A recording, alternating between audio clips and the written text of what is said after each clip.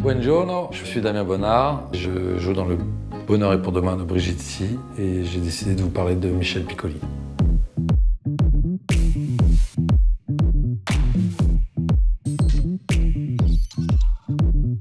Le propre de notre métier est de plaire, et moi, je ne cherche pas tellement à plaire. Je cherche à impressionner. C'est beaucoup plus orgueilleux comme but que de plaire. C'est des choses où je me retrouve aussi, c'est qu'en fait Piccoli, il a fait beaucoup de théâtre, tout ça, mais il a un peu forcé les portes. Et moi, j'ai fait pareil. Je me demande si on n'a pas un peu démarré au même âge aussi, parce que j'ai commencé à 33. Quand je dis provoquer, c'est faire rêver, et non pas leur apporter une bouillie pâteuse bêtasse. Oui, il a fait des petits rôles avant, mais il a commencé à vraiment faire des rôles principaux vers 45 ans, un truc comme ça. Et ce qui est mon cas, j'ai 45 ans. Il y a 15 ans, physiquement, je ne représentais pas grand-chose. J'étais pas un jeune premier. J'avais pas un emploi bien défini. Tandis que petit à petit, j'ai mûri. Je suis un capricorne, je suis un lent.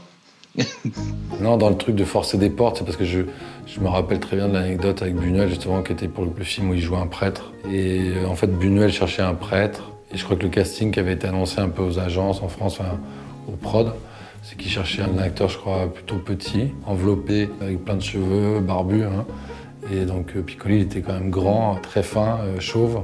Et du coup, il a quand même réussi à envoyer un télégramme à Buñuel sans le connaître en lui disant OK pour moi, pour le rôle du prêtre, Piccoli. Et du coup, Buñuel a reçu le télégramme. Il s'est dit bon. Il a répondu à la prod française en disant pour le rôle du prêtre, ce sera Piccoli. Et puis en fait, quand Piccoli est arrivé au Mexique, Buñuel lui a dit vous n'êtes pas du tout le personnage, mais je suis très content de vous voir. Puis en fait, ils l'ont fait. Michel Piccoli, Luis Buñuel dit de vous que vous êtes le seul acteur qu'il connaisse qui soit fréquentable entre les claps. Voilà qui va faire plaisir à mes chers collègues. Et vous faire beaucoup d'amis. Et c'est un peu des choses que j'ai faites, moi. Ne connaissant personne dans ce métier, n'ayant pas fait de conservatoire, pas vraiment d'école. De toute façon, au pire, en vrai, si on m'ouvrait pas la porte, de toute façon, je rentrais par le Vélux, donc c'est pas...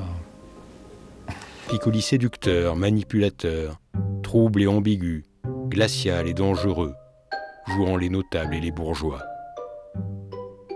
Mais il existe un autre Piccoli, un Piccoli que les années 70 vont révéler.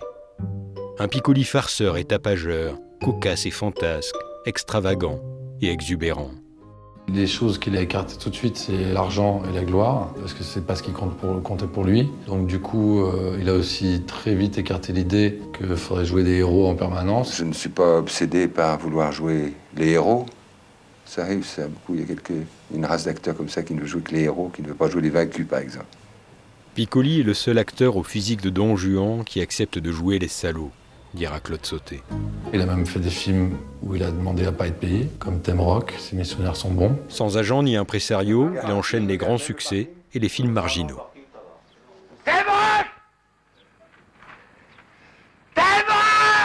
Parce qu'il estimait qu'il avait gagné suffisamment d'argent à ce moment-là et que ça permettait de faire le film. Il a coproduit beaucoup de films dans lesquels il a joué, qui est une chose vers laquelle je tends aussi, que j'essaye de faire petit à petit, parce que je trouve ça beau de prendre les risques avec tout le monde, en fait.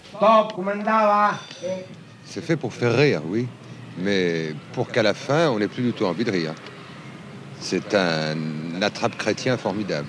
C'est un peu étrange, ces histoires à chaque fois de cinéma populaire, cinéma d'auteur, mais je trouvais qu'il naviguait assez bien dans tout ça et que des fois, faire un film plus populaire lui permettait de faire un film plus fauché et donc avec moins de moyens aussi. En fait, il avait plein de choses un peu secrètes, Piccoli. Il avait une générosité très secrète, mais qui était là, mais du coup, un truc presque pas dit. Il a même fait partie de plein de causes sociales, mais sans le dire spécialement. Et ça, c'est quand même plus classe que de s'en vanter. Ben, il a raison. C'est pas à cause de nos salaires que la vie monte. La preuve, c'est que le prix de la vie monte même quand on n'augmente pas nos salaires. Alors, les patrons peuvent payer. Ils ne sont pas chassés sur chacun de nous. Il y a une phrase qui est très belle là-dessus, je crois, qui dit si on n'épouse pas les questions, les doutes et les délires de notre société, pas la peine d'être acteur. Il aurait aimé pouvoir passer plus de temps à coller des affiches, à donner des tracts. Je suis financièrement privilégié. Ça ne m'empêche pas de voir ce qui se passe autour de moi.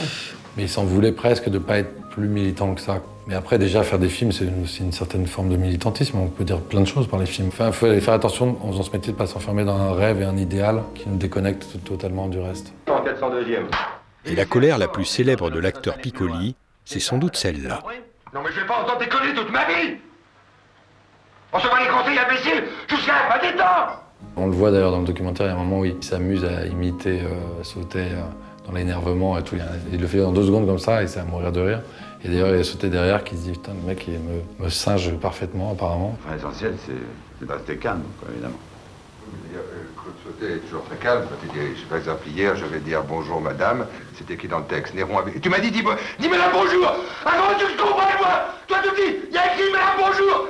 Je te crois, c'était dans le texte. Et je trouve ça fou, quoi, cette espèce de météo intérieure. Le mec peut passer d'une pluie du printemps à un orage de dingue, quoi.